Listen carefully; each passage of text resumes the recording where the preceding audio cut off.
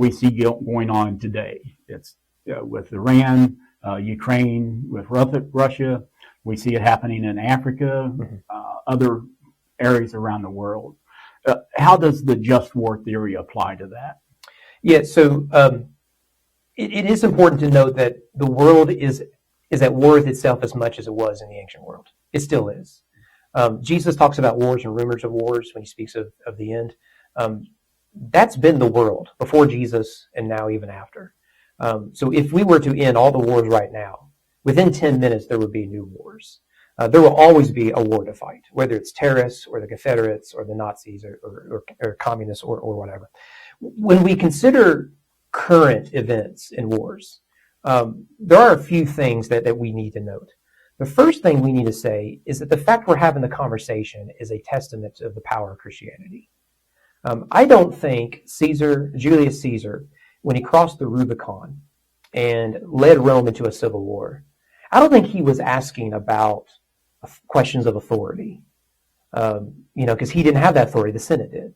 I don't think he was asking about discrimination. It's only the soldiers of the other side and not other people, slaves and women and children and whatnot.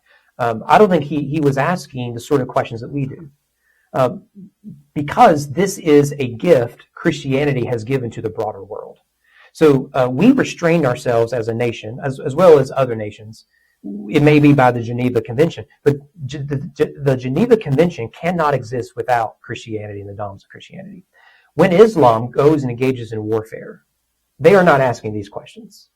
When tribes in Africa do this, they're not worried about this stuff.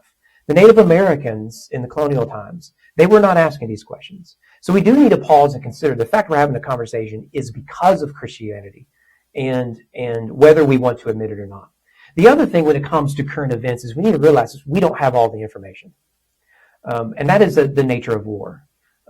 War requires propaganda. It requires deception. And it does require keeping some information from the populace. The President of the United States is not going to be in the Oval Office with a nationwide broadcast and saying, this is what we're going to do over the next week and give us details. He can't and he won't do it. Therefore, without all the information, it does make things more difficult. However, we can look at what we call the just war theory and ask ourselves, from what we do know and what we've learned through the lens of history armed with the Bible, this current conflict, can we say that we are on is this a just cause for us to be engaged in?